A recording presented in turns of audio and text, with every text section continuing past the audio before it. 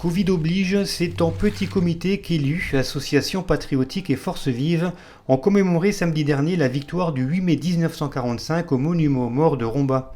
Après les dépôts de gerbes de fleurs, marseillaises et hymnes américains, Albert Délinger, secrétaire de la section locale de l'Union nationale des combattants, a pris la parole pour rendre hommage aux millions de victimes de cette Seconde Guerre mondiale. Cette guerre, qui a duré 6 ans, a causé la mort de plus de 40 millions de personnes, civiles et militaires, généré beaucoup de souffrances, entraîné de nombreuses destructions, provoqué trahison, massacres, persécutions, déplacement de population et a profondément bouleversé la vie des Français. De l'adversité, le peuple français, en métropole et dans les différentes parties de l'Empire colonial français, toutes origines et convictions politiques confondues, a su rester fidèle aux valeurs de la République, liberté, égalité, fraternité.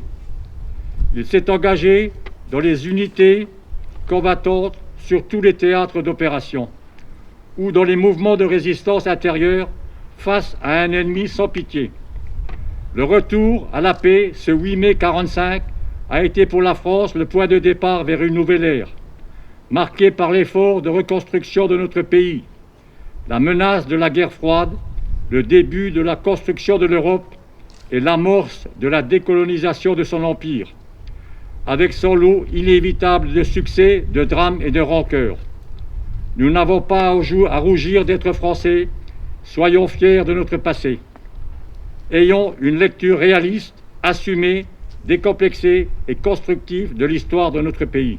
Lionel Fournier, maire de Romba, a ensuite lu le message de Madame Geneviève Dariussec, ministre déléguée auprès de la ministre des Armées, chargée de la mémoire et des anciens combattants. 8 mai 1945. Par 2 fois, l'Allemagne a signé sa capitulation sans condition.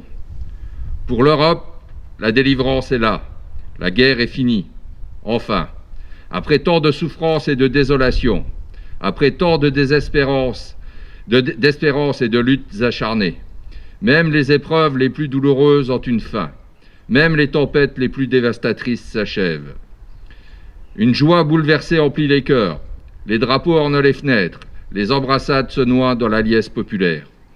Derrière les larmes de joie, celle de la peine affleure. Personne n'oublie les villes ruinées, les vies dévastées.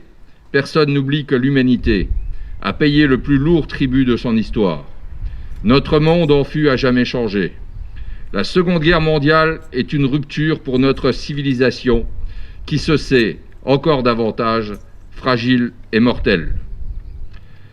76 ans plus tard, reliés par notre mémoire commune et épris de la même reconnaissance, nous nous unissons par la pensée et par notre hommage pour saluer le souvenir de celles et de ceux qui ont combattu et abattu le fléau nazi. Pour notre pays, rien ne fut simple. Ce combat prit de nombreux visages et la victoire mit le chemin. Malgré les ardents soldats de Montcornet, d'Abbeville, des Alpes, de Saumur et tous ceux de Caronte, l'ombre de l'occupation, de la division, puis de la collaboration a jeté son voile obscur sur la France. Il y a 80 ans, en 1941, les flambeaux de la résistance brillaient déjà. Le flot du refus et de l'espérance montait, tandis que la répression forgeait son funeste souvenir à Châteaubriand, au camp de Souges ou au Mont-Valérien. La France libre recevait les ralliements des territoires ultramarins et poursuivait son inlassable épopée. Dans les sables de Koufra, elle nouait un pacte avec la victoire et par la voix du colonel Leclerc, regardait déjà vers Strasbourg. À l'instar d'Hubert Germain, dernier des 1038 compagnons de la Libération, ce fut toute une jeunesse ardente et résistante qui refusa la défaite et l'asservissement, qui refusa de servir les desseins de l'occupant. Tous, ils ont permis à la France de s'asseoir à la table des vainqueurs. Cela fut rendu possible par le combat acharné des armées françaises et des armées alliées, par les forces françaises libres qui jamais ne cessèrent la lutte, par le dévouement des résistants de l'intérieur, par chaque Française et Français qui a refusé l'abaissement de la France et la négation de ses valeurs. Notre gratitude demeure indéfectible. Entendons les mots de Malraux. Un monde sans espoir est irrespirable. La victoire de 1945 est le succès de l'espérance, mais elle est aussi l'aube d'un nouvel effort collectif pour la reconstruction, pour la paix et pour l'Europe. Hier comme aujourd'hui, face aux épreuves et aux crises du temps, la nation française se tient debout, résiliente et espérante.